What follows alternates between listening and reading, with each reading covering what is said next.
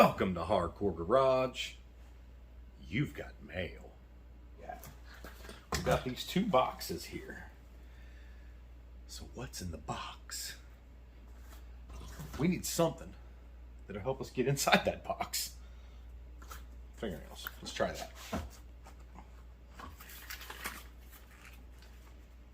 Maybe not. Oh. Maybe. Am I opening it the right way?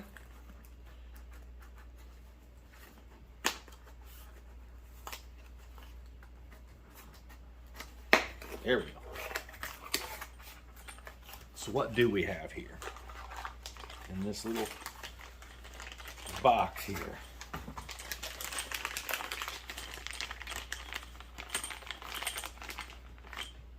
The good guys over at Endurapin were gracious enough to send me some of these tool steel, hopefully you guys can see that, tool steel door pins.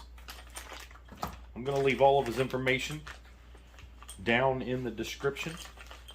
And we're going to test these bad boys out. I believe these are for a second gen. They have an opening on the top with the roller pin that'll tap into them. Kind of curious. Pull these out of here now. These are not stainless. They're tool steel. And I wish I could tell you more about them. But this, I mean, look. This is super nice. That's way better than brass or lead or whatever that you would find. These are a one and done. They are a little more expensive, and I will also have the prices, and he is going to give us a discount code for anybody that watches this and decides they do want to check these out. You will get, I believe that we agreed at 10% off. So I'm hoping that these turn out the way I think they are.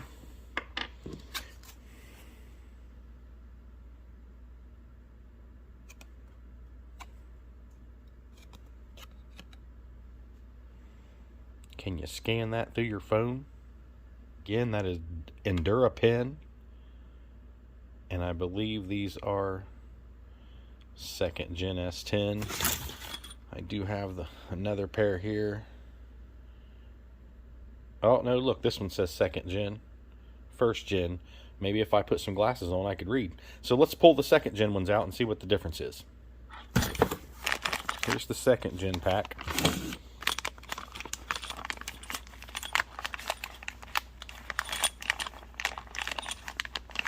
The only difference, it looks like, oh, it has that extra thick part of the top there.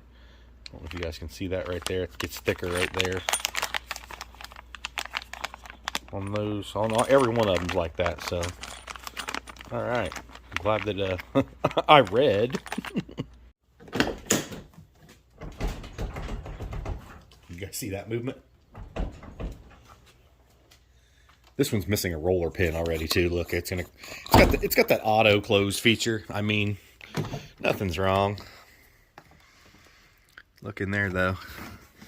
You can see the pin just flopping around. That's actually the sleeve there that's broke clean off. Nice, real nice.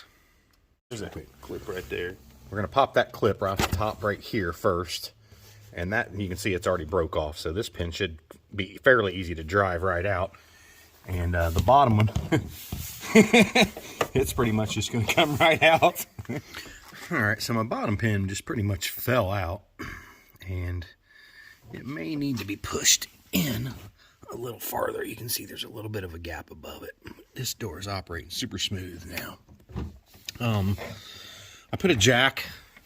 I'm going to show you more on the other side, but I put a jack under here with a 2x4 or 1x4 or something to support the weight of the door. I had Josh, of course, helping me do this the first time. The bottom one just plopped right out, and you notice this one, the bottom one goes in from the top down, the top goes in from the bottom up.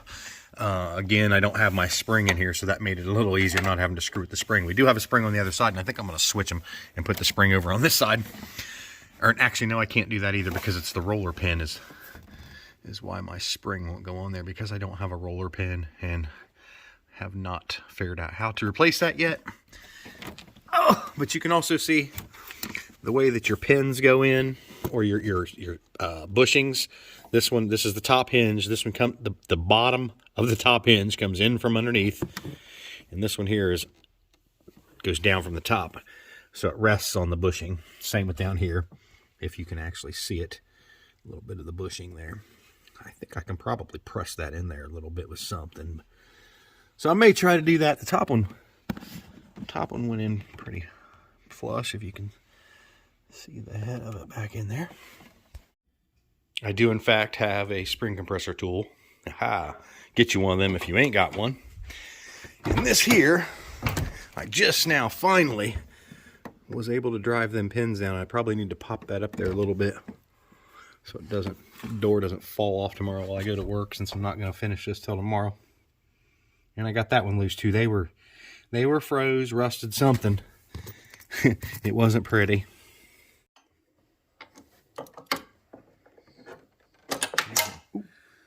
Using a socket to press the bushings in. Door 2 is done. I really wish look, I got my spring back in there, guys. I really wish that I could have showed you guys. It isn't the easiest thing in the world to do, but there's just no way to film while you're in here.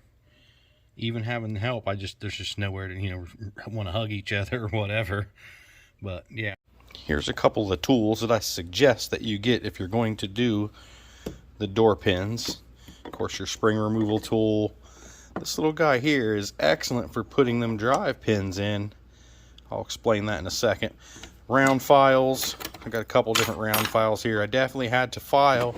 I think the driver's side, being that one probably got used more, was wore out a little bit more, so those bushings went in a little easier. But the passenger side, we had to file all 4 of the holes, and a pair of clamps with some random sockets. I could tell you what these are, but just find ones that fit over top of the bushing, and we use this along with that socket in there like that over the bushing to shove them into the door. Was going to try to use that, but I believe this is bent a little bit and kind of screwed us over. Had to use this to knock the pins out after they soaked for 2 hours with PB Blaster. And back to this little guy here. When you're trying to do them little pins, man, it'll drive you nuts. But this thing here is for putting in trim nails and soffit and fascia. Watch that little pin drops out of the way. It's controlled down here. You drop your little roller pin in there, I think that's what those are called anyway, and move it up to it's just barely sticking out. And I like to hold my pinky on the edge like that right there, get the roller pin stuck right in where you want, and then you'll whack this in down here with a hammer. Pap, pap. And once it goes in there and sticks, and it's a whole lot easier. You just lay it up against there and whack it. The bottom one was a little harder. We used a pair of needle nose to hold it just to get it started. Whacked it with the hammer once it was in there, and then we switched back over to this guy. I am going to say we probably had at least an hour in each side, tearing it apart, putting it back together, learning. Could I do another set now faster? Yes. Filing the things out, that was something you just do it right off the bat. Don't screw around. If they don't start to seat right off the bat when you shove those bushings in there, go ahead and start filing. Little small round files. I believe that those files are from like chainsaw blades or something like that. But other than that, I still need the roller pin on the driver's side, of course, which I'm not going to worry about it, honestly, for as long as it's not been on there.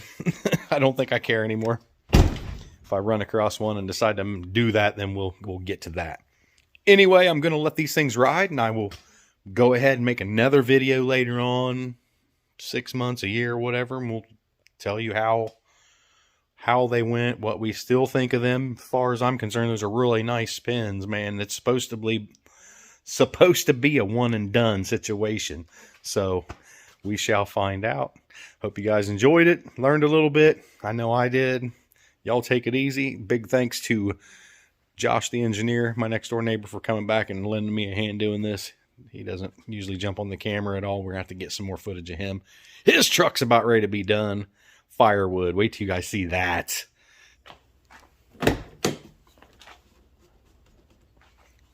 No more shimmy sham. if I'm being totally honest, it's a whole lot quieter in this cab now with those new pins. I'd say the other ones were really, really bad. They were letting air leak and rattling. Man, this is almost like a new truck again. Thanks there, Endurapin.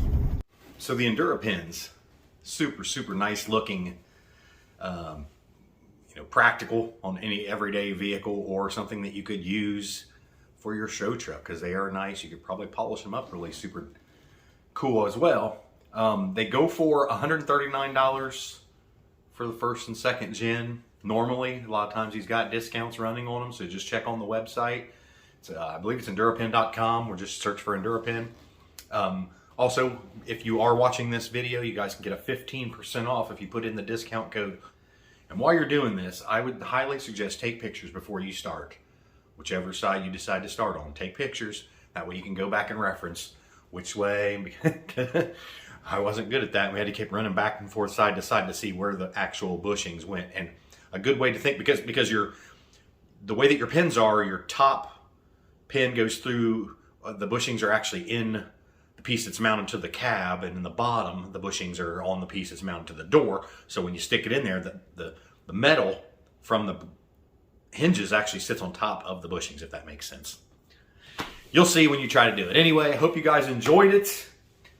Let's see, if you do get these pins, let me know what you think of them. Again, I'm going to do another video 6 months, a year down the road. Just today, though, it was amazing driving that thing around. It sounded so much different. My pins were shot before. So I am totally impressed. You guys did a really bang-up job, Endurapin. Thank you so much for allowing me to check these out.